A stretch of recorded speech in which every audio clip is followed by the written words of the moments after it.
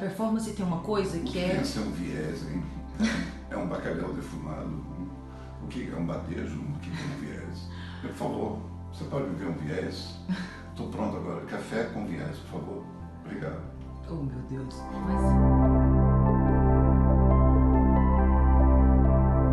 A gente tem falado muito sobre performance art nesses últimos dias e você tem falado sobre a questão da performance, que ela não te envolve e que você não gosta de performance.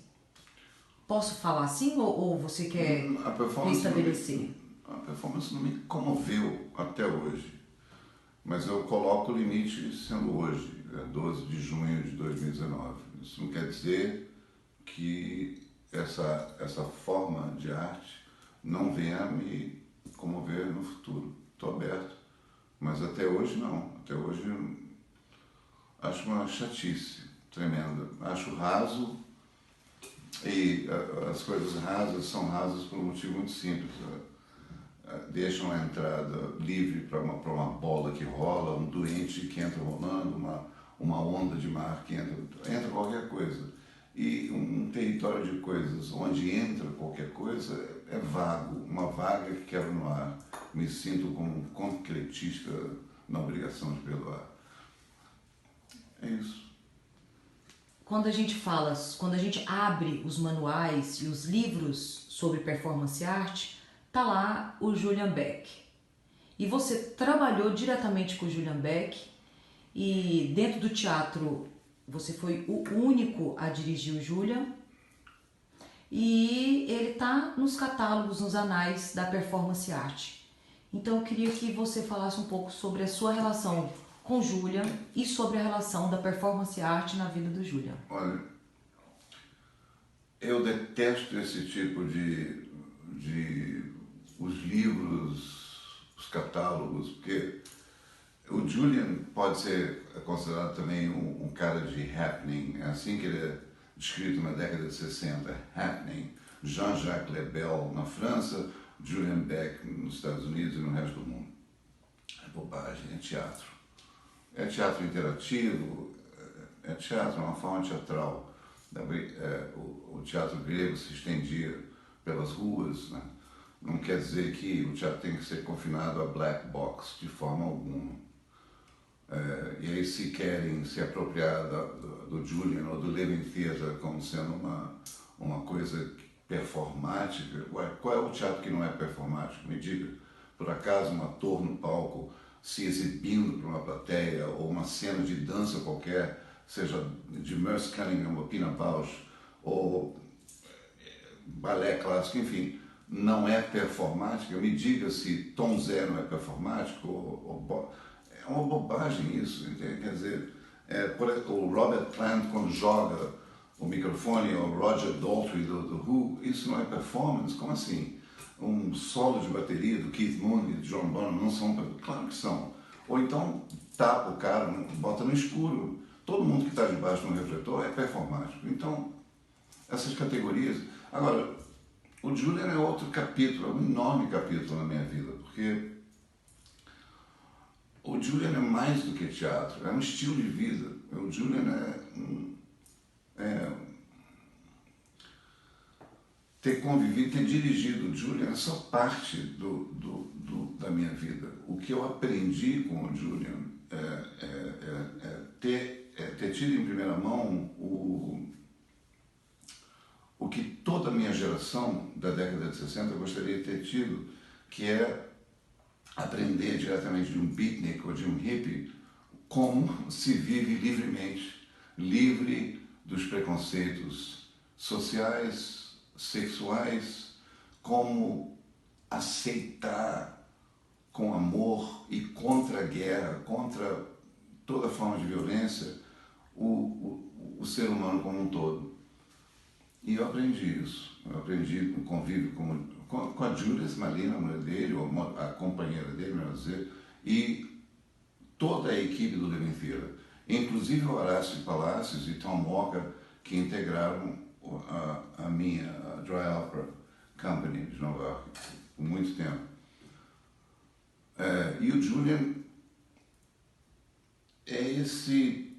Você pode fazer essa leitura semiótica do Julian, você pode fazer uma leitura somente dramática do Julian, você pode fazer uma leitura performática do Julian, você pode fazer uma leitura do Julian como pintor, porque ele é pintor também. Ele pintou para sobreviver, venderam todos os quadros do Julian para pagar o apartamento na rua 98 com West End Avenue. Você pode ver o Julian como forma de poeta, porque ele foi poeta. Susan Sontag pegou o lado da poesia. O que o Julian não era? O Julian era esse ser completo que muita gente do movimento beat não foi. Quando a gente olha para o seu teatro, muitos de nós, inclusive eu, quando eu conheci um pouco mais o seu trabalho, eu fui lá mergulhar e dizer que o seu teatro é um teatro performático. Porque você pega uma pessoa e vai olhar para a vida dessa pessoa e você não só olha para a vida dela, como você olha para o que essa pessoa escreve e a partir disso você escreve para o artista, né? Vou chamar de artista ou ator, talvez. A partir desse ponto, quando a gente chama seu teatro de performático, o que você acha desse ponto de vista? Bobo, muito raso, porque em primeiro lugar eu acho que, como eu já falei agora, todo teatro é performático. O teatro, como forma de expressão, tem que ser performático, porque um automóvel na rua não é performático. Então a diferença entre o teatro e um automóvel é que o teatro acontece num devido horário, está debaixo de refletores, é pré-ensaiado, é performático. O meu teatro é metalinguístico, é diferente do teatro chamado performático. É metalinguagem, é onde vários símbolos se confundem entre realidade e ficção, entre analogias e ficções e traçam caminhos paralelos e alguns não paralelos que se cruzam entre latitude e longitude. E isso faz com que o público absorva melhor algumas ideias sobre a vida real e a vida ficcionalizada entre a vida real dos atores e a vida que os atores têm que viver no palco, que é irreal, que é surreal, que é supra-real. Portanto, meu teatro, você pode considerar o que você quiser, está aberto para terminologias. Eu me categorizo como pós-moderno, como iconoclástico, como... Eu estou esperando o dia que me vão categorizar como uma pastilha. Se alguém viesse com um texto que não é o seu texto, não é você que escreveu, mas gostaria que você dirigisse, hoje, 2019, isso seria possível? Claro. Muito possível. Eu estou num encantamento total por Shakespeare hoje em dia, de novo, assim, tem temporadas, né? Shakespeare, eu tenho relido Dylan Thomas, eu tenho relido eu tenho descoberto letras de música que são verdadeiras peças, como as letras do Eddie Vedder, do Pearl Jam, e tem uma beleza fenomenal nessas letras, principalmente Alive. Acho que Alive é uma letra que conta uma história de uma prostituta, de um garoto que não tem mãe, que já devia estar morto, e é uma história muito comovente. E é uma história que daria uma ópera seca, vamos dizer assim, né? E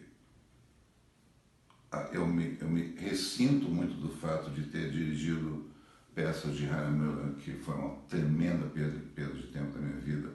É um autor chatíssimo, boring, autor de manifestos e não de peças, e está em aberto. Sempre quis dirigir Nelson Rodrigues, a família nunca deixou, a dona Elza nunca deixou, e por isso também eu fiz a melhor peça, uma das melhores peças da minha vida, que foi Eletroconcreta, porque eu ia fazer Doroteia, eu pedi os direitos para fazer Doroteia, a família negou, mas eu já tinha o elenco pronto. Fiz Eletroconcreta, graças a Deus, família de Nelson Rodrigues, que me proibiu. Obrigado. Então, eu Na performance tem uma coisa que a gente trata como as marcas, né? E dentro das marcas, das cicatrizes, e isso também leva a gente para o nosso passado, tem aí o seu passado, que geneticamente você tem um sangue aí correndo nas veias indígena, um sangue vermelho correndo de índio americano. E isso agora está retornando com muito mais força para a sua existência. Tá. Eu quero que você fale um pouco da sua experiência sobre isso e sobre o que você tem sentido em relação a tudo isso. Em 2016, eu fui surpreendido por uma motorista de táxi na região dos Berkshires, em Massachusetts, onde fica o Canyon Ranch. E ela, do nada, assim, no quinto dia, falou que achava que eu parecia muito, tinha feições de indígena, de Native American Indian, e que eu devia ver uma pessoa muito importante nesse sentido ali, em Lenox, Massachusetts. E eu fui, né? E indo para essa casa, um chefe, chefe de tribo, não sei se é pajé, não sei, falou coisas para mim assustadoramente verdadeiras, que essa pessoa não poderia, não tinha jeito de saber, porque sequer sabia meu nome, não sabia nada. A motorista de táxi também não sabia meu nome inteiro. Não teria como entrar no Google. E mesmo entrando no Google, não tem como saber essa parte da minha vida, porque não está no Google. Que é a minha relação difícil com os Alpes suíços, onde eu tinha uma casa, uma vida conturbada, uma tentativa de suicídio, esse tipo de coisa. E ele me falou tudo isso, provando um chá amargo, muito amargo, que eu no início temi ser a ayahuasca, mas não era. E no fim do dia, na meia-noite, a gente fez uma nadada, muito frio, mas nadamos com as arraias num lago que tinha lá, e foi tudo num plano, vamos dizer assim, mirabolantemente divino. Vou cortar muitos anos no passado, eu tinha tido uma experiência com um Halevi, que é um mestre da Cabala em Londres, enquanto eu dirigia Throats, e esse mestre da Cabala foi um outro desses que me revelava muita coisa a meu respeito, sem me conhecer. Mas esse índio foi direto no coração, no pulmão, no cérebro, e me falou de pedras, falou de suicídio, e falou de tudo. E eu saí de lá abalado, eu saí de lá comovido, eu quis vê-lo de novo, e não foi possível, não. Ele que tem que decidir agora quando vai te ver. E recebi um telefonema quando eu estava dentro do avião, na pista, indo para os Alpes Suíços, ele dizia, resolva a sua questão, faça paz com as pedras. E isso foi vital na minha vida. E depois, pouco tempo depois, eu resolvi então fazer a coisa genética pela Ancestry.com, para checar mesmo, porque minha vida é uma confusão entre pai biológico, pai real, essas coisas. Eu nunca soube direito onde eu nasci, então resolvi fazer essa análise genética. E quando voltou 23,5% Native American Indian. E me disse mais ou menos a região que, através de peritos lá nos Estados Unidos, aqui, eu estou na Bahamas, aqui perto, nos Estados Unidos, conseguiram pinpoint, né? Apontar que tribo seria a minha pela leitura de feições, porque não é fácil, porque uma tribo descende da outra, que descende da outra, e no final você participa de uma nação indígena e não de uma tribo específica. Mas como essa tribo é separada por gerações e gerações, vai criando feições, traços específicos. E decidiram que eu seria dessa linhagem Polyarep, que é de onde eu seria. Isso mudou totalmente minha vida. Eu me senti empoderado, me senti mais poderoso. Bom, judeu, índio. Agora vamos falar sobre judeus, né? Porque você tem um enteado que é judeu, você é judeu, e eu quero que você fale um pouco sobre essa sua relação, porque eu sei o quanto eu sei que você critica muito as questões, as decisões tomadas pelo atual governo de Israel, sei o quanto você teme tudo isso, mas mais do que nunca eu convivo com você no cotidiano e eu sei o quanto você ama esse povo. Então, é o seu povo, né? Como você disse, extermínio 2 vezes e tá isso registrado no seu sangue. Você sabe o que isso significa, eu quero que você fale um pouco sobre isso. Sabe, ao mesmo tempo que eu reclamo privativamente para você, eu também, assim, eu considero no fundo, os negros o meu povo, sabe? Porque quando eu estou entre negros, me sinto em casa. E essa, assim, não é um povo, é uma nacionalidade, não é uma raça, mas quando eu estou entre italianos, em Veneza, eu estou em casa. Veneza é otomana, é italiana, enfim. Então, quando eu estou em regiões do mundo, eu me sinto completamente à vontade. Eu não sei, esse teu povo é uma coisa que cria distanciamentos, que cria cisões culturais que acaba criando um certo racismo, né, entre pessoas. Meu povo é aquele, não, esse então não é meu povo.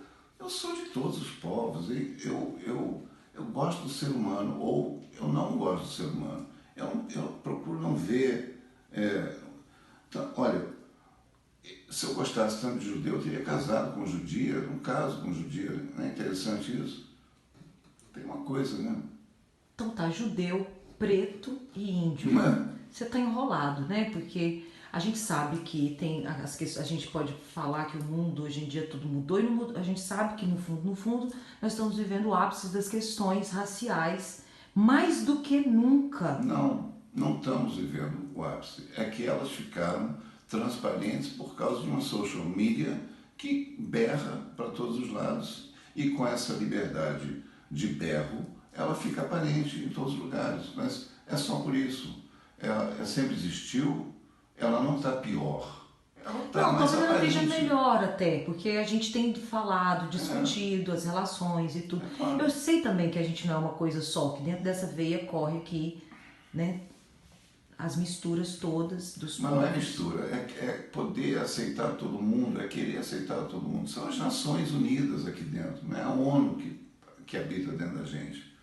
E por exemplo, a enorme parte da minha vida, muito cedo na minha vida, foi trabalhar 6 anos para a Anistia Internacional, que defendia uma consciência, não defendia o ser humano, defendia a consciência do ser humano, a livre consciência do ser humano.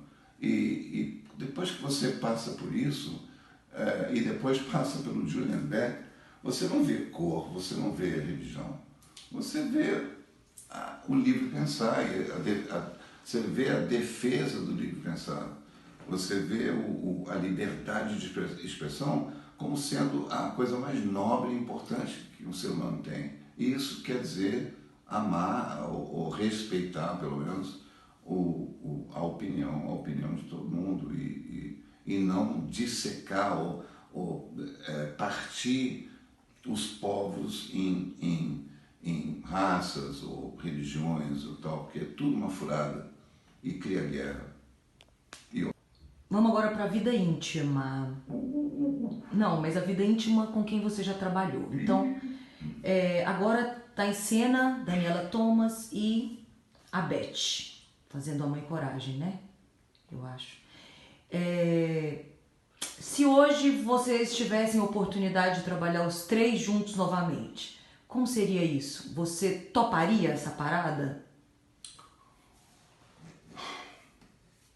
Não sei. Eu teria que ver em que termos essa proposta, quem faria a proposta, que proposta seria. Com a Beth, sem dúvida, porque a Beth é uma atriz, né? Agora com a Daniela, sei não, acho que talvez não. Quer dizer, gostaria muito de voltar a falar com a Daniela, porque até hoje não entendi porque que a gente parou de falar. Ela deve ter os motivos dela. Mas trabalhar com a Dani, sei, talvez não. Eu me lembro dos motivos porque eu parei de trabalhar com a Daniela. Eu sei exatamente os motivos de cenário pelos quais eu parei. Então não tem por que eu voltar. Agora, Beth é uma atriz, excelente atriz, então é claro que eu voltaria a trabalhar. Agora, eu não sei por que tem que ser esses três e não outros três, ou não a Beth numa outra configuração, porque no teatro a gente pode ter qualquer configuração possível. Né? Mas qual seriam outros três, por exemplo? Cita aí. Não sei, 2 mortos e a Beth. Beth, 8 mortos, ou 4 atropelados, mais a Beth, mais um cachorro. Não, eu citei a Daniela porque a Daniela fez seus cenários e também está lá entre os artistas que fazem trabalhos performáticos. Eu estou indo pelo viés da performance porque é da onde eu venho, então estou tentando tirar de você esse termo e trabalhar essa ideia, só por isso que eu citei. Mas você brincando, quem seria um outro cenógrafo que você talvez trabalharia ou que você gostaria de trabalhar? Não sei, eu como faço os meus próprios cenários, eu estou aberto para ver trabalho de outros. Como eu não vou ao teatro, então não tenho visto o trabalho de ninguém. Eu não sei. Às vezes eu vejo uma foto de algum trabalho e a imitação total dos meus trabalhos. Aí eu falo, nossa, ok. Não tenho... eu tenho paixão por muitos que morreram já, então não tem possibilidade de convidar esses, né? A não ser através de um médium, que chama eles de volta através de uma seança. O Allan Kardec, ele próprio. Allan Kardec, pronto, eu convidaria o Allan Kardec ou os descendentes do Allan Kardec. Chapt! Depois, você fazendo uma pesquisa, você descobre que o peixe é a alma da sua tribo, né? E a sua tribo é uma das maiores protetoras das águas que tem naquela região. Eu tenho aqui no meu braço o seu peixinho no copo d'água e você nunca foi, ou até agora, nunca fez nenhum trabalho relacionado à questão da natureza e você é um cara que ama a água. Como é que isso agora está batendo profundamente na sua mente quando você se percebe um cara que você está completamente ligado a tudo isso? Eu fiquei chocado porque a gente viu esse vídeo juntos dessa tribo e a gente viu esse peixe junto e as canoas, né, que são gôndolas venezianas, que é outra coisa que me deixa encantado. Veneza, as gôndolas, o símbolo feniciano, aquela cara, o peixe, que é o meu tema quase único do livro de desenhos, arranhando superfície, cuspindo óleo, cuspindo sangue, cuspindo óleo em forma de extinção, como você tem no braço. Eu contribuí com muito dinheiro durante muito tempo com a Greenpeace, né? Depois eu duvidei do trabalho deles e parei. Mas eu tenho vontade de visitar de novo, agora na sede que parece ser Seattle, que é a sede também do movimento grunge, que é a sede do Pearl Jam, do Nirvana e da Boeing e tanta coisa, de visitar a base da tribo e ver se alguma coisa é possível ser feita. Se eu posso, de alguma forma, participar dessa... Luta. Luta, sem ser brega, né? Sem clichês, porque todo mundo se enche um pouco do saco com esses manifestos, protestos, é muito chato isso. Mas alguma coisa mais séria pode ser feita a nível de Congresso, Senado americano, onde as decisões são realmente feitas, né, em termos de petições, números de assinaturas, para implementar leis que têm que ser cumpridas depois.